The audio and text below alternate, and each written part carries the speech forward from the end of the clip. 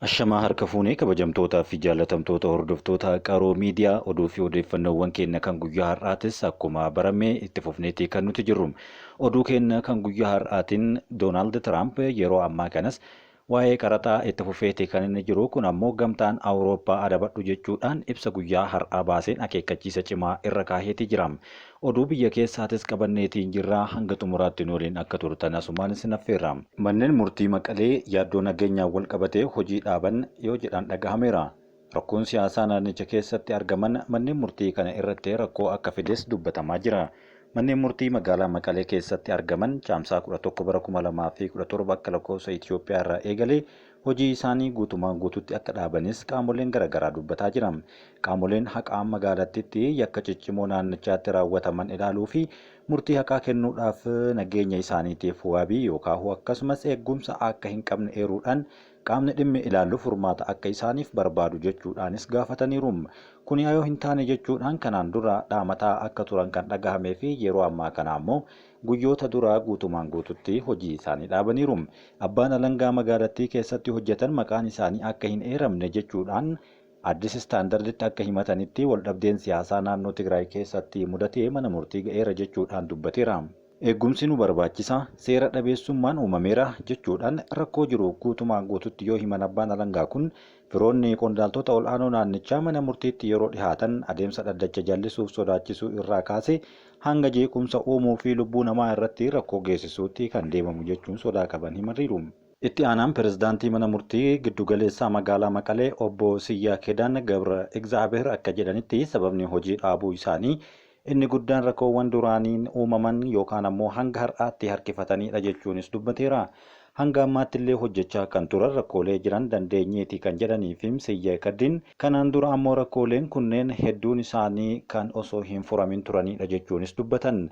Rakkoon amma mudachaa jiru rakkoo jiraachuu fi jiraachuu dhabuu isaaniitiin kan wal qabatu yookaan kan wal madaalu waan ta'eef hojii dhaabuun isaanii ibsuudhaan sochii mana hojii isaanii yookaan gara hojii dhuunfaa isaaniitti jijjiirachuu barbaadanis dubbataniiru. Abbaan alangaa magaalattii keessa hojjetan maqaan isaanii osoo hin eeramin yoo dubbatan waldhabdeen siyaasaa naannicha keessatti mudatee ture yeroo ammaa kana ammoo murtii hojii keenya irratti rakkoo guddaa waan uumeef shira kana nurratti xaxamaa jira jechuunis dubbateera. Shirri siyaasaa gareen tokko isa kaan irratti taasisuudhaan adeemsa dhaddacha jeequmsaa kan jiru yoo hubachiisan naannichatti gareewwan lamaan uumamaniin sochiin garee tokko isa kaan irratti taasisu adeemsa dhaddachaa haalaan jeeqeera jedhan.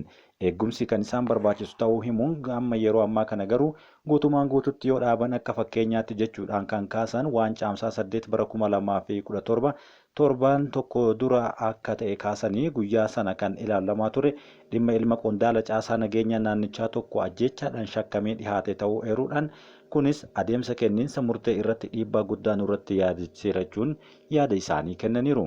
Ajjechaan kun pirezidaantummaa obbo Geetaachoo Raddaa kan raawwatame ta'uu kan eeran yommuu ta'u abbaan alangaa kun ilma qondaala caasaa nageenya naannichaa yookaan itti gaafatamaa koomishinara poolisii naannichaa kan turanii fi obbo Geetaachoo Raddaatiin hojii irraa ari'aman ajjechaa kanaan shakkamee to'annoo jala ooluu isaa yaadachiisanii ajjechaan kun mataan isaa ergaa siyaasaa akka qabutti ilaalamaa ture kan jedhanii fi abbaan alangaa kun abbaan nama kana ajjeese jechuudhaan shakkamee obbo Geetaachoon hojii irraa ari'amuu isaa hordofee garee tokko abbaa miidhamuuf kan godhame akka ta'etti ammoo naannoo keessatti hafarfamaa ture jechuudhaanis dubbateera.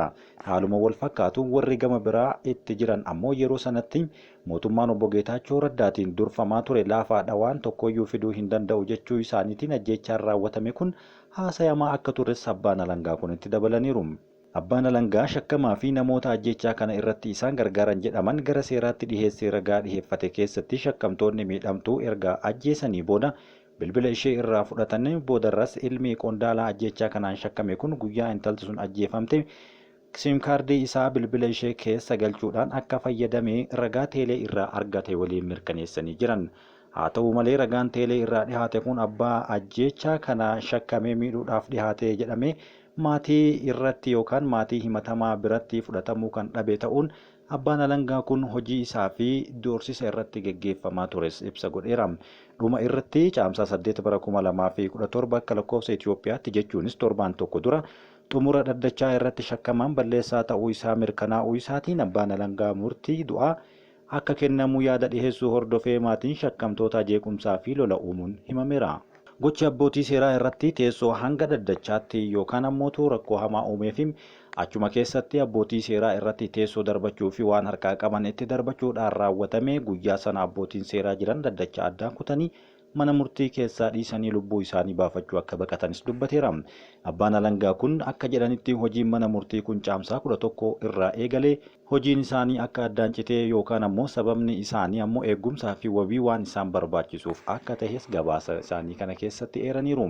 Pirezidaantiin mana murtii itti aanaa mana murtii giddugaleessaa magaalaa Maqalee akka himanitti turtii televezyiinii DW waliin godhanii yeroo haasa'anitti magaalaa Maqalee keessatti manneen murtee yaaddoo nageenyaa waan qabaniif yeroo ammaa kana guutumaan guututti hojii isaanii dhaabaniiru jechuun dubbataniiru.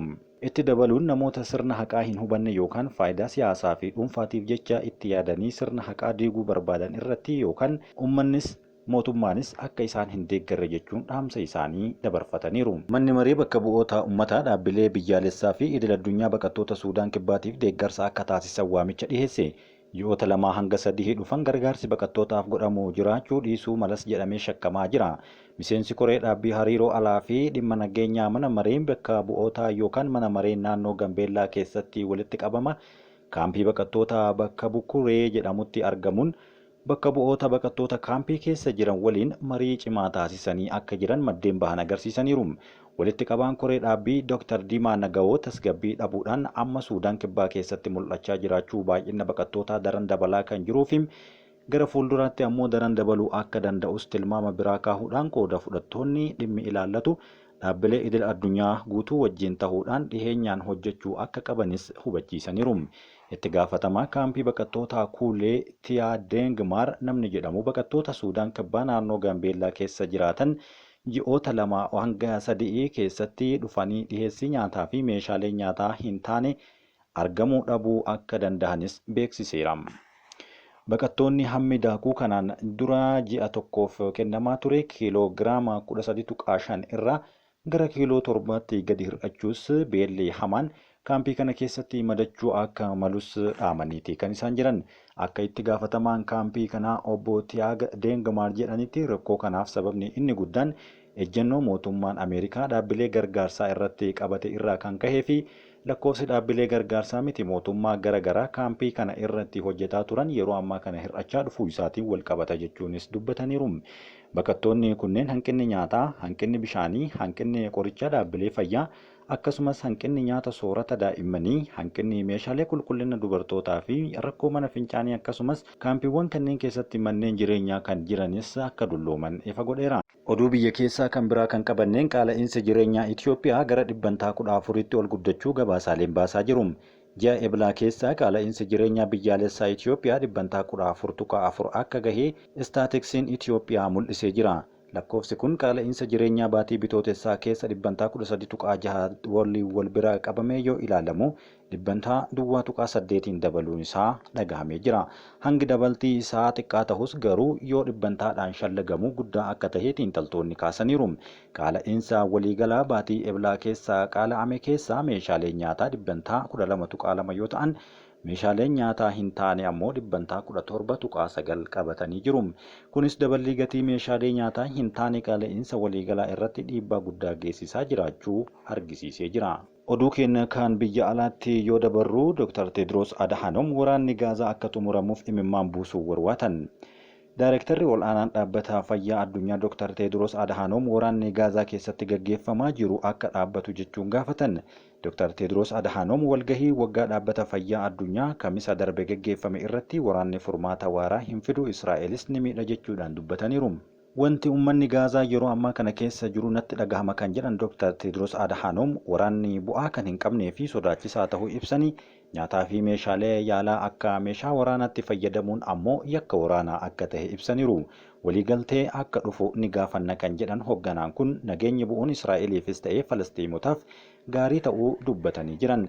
Daayirektarri balaa tasaa dhaabbata fayyaa addunyaa Maayikel Raayaan akka jedhanitti Gaazaa keessatti namoonni miiliyoona 2.1 ta'an balaa guddaa keessa jiraachuu kan himan yommuu ta'u guyyaa guyyaadhaan yoo xiqqaate namoonni hedduun lubbuu isaanii akka dhabanis galaafifteemeera. Beelaan dhaabuu qabna kan jedhan daayirektarri kun itti dabaluunis sirna fayyaa haala sirrii ta'etti deebi'uu qaba kan jedhanis dabaleera. Dhaabbanni fayyaa addunyaa lammiileen Falastiin Gaazaa keessa jiraatan hanqina nyaataa, hanqina bishaanii, meeshaalee yaalaa, boba'aa fi bakka jireenyaatiinis rakkoon hamaan isaan mudachaa akka jirus dubbatameera. Hospitaalota Gaazaa keessatti argaman 36 keessaa 19 qofatu hojjetaa jira kan jedhan hojjettoonni isaa haala yaada'uutiin kan himan yommuu ta'u 19 kunniyyuu cinaadhaan kan barbadaa'an ta'uu dubbatameera. Dhaabbanni fayyaa addunyaa hoogganaa kan jiran yeroo ammaa kana Dr. Tedros Adhanom yeroo haasaa kana taasisanitti ija isaanii keessaa imimmaan bu'aa turuu miidiyaaleen garaagaraa wal harkaa fuudhanii gabaasaa turuun isaa argamee jira.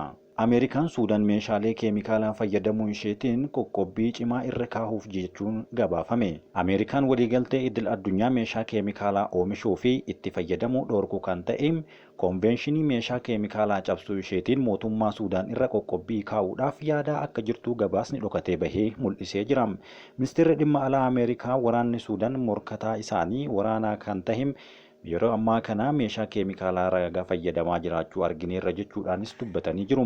Ministeerri dhimma alaa Yuunaayitid Isteets ibsa gabaabaa kan baase yommuu ta'u meeshaalee waraanaa kun eessattii fi akkamitti akka itti fayyadaman bal'inaan hanga ammaatti garuu wanti ibse hin jiru.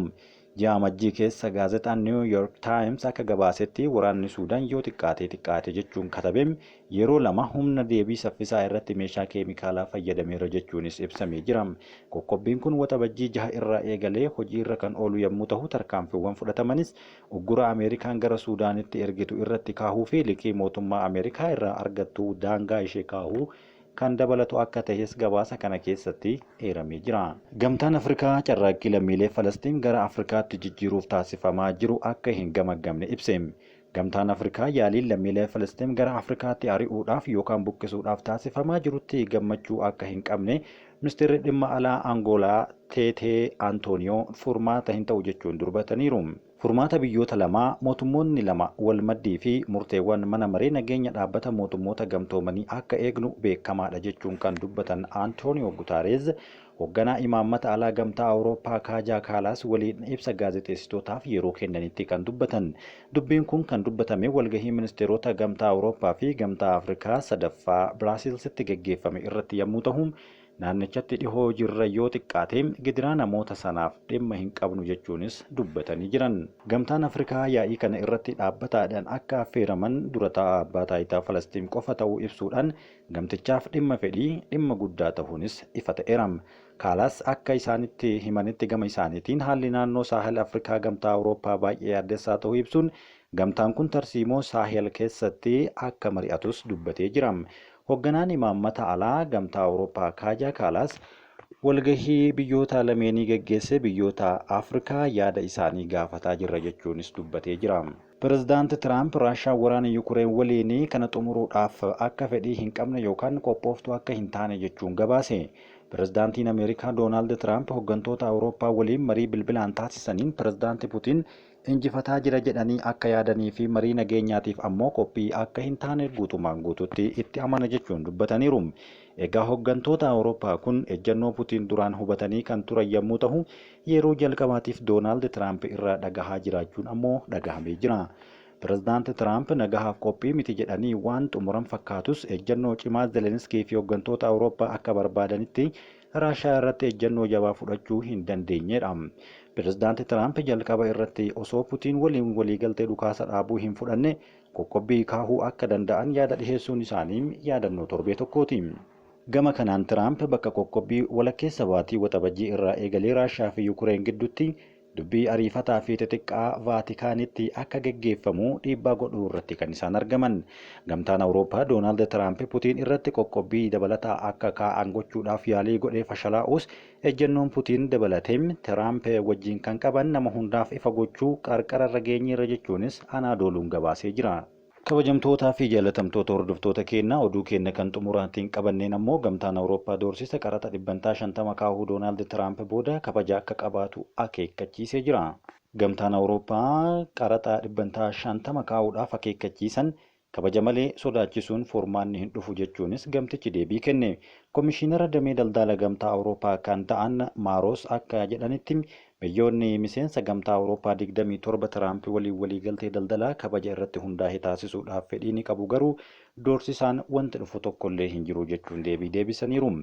Daldalli gamtaa Awurooppaa fi Ameerikaa kan wal hin genne waan ta'eef sodaachisuu osoo hin taane wal kabajuun kan geggeeffamu ta'uu qaba. Fedhiiwwan keenya kabachiisuun ammoo nutis qophiidha jechuun Doonaald Tiraampiif deebii cimaa deebisanii jiru.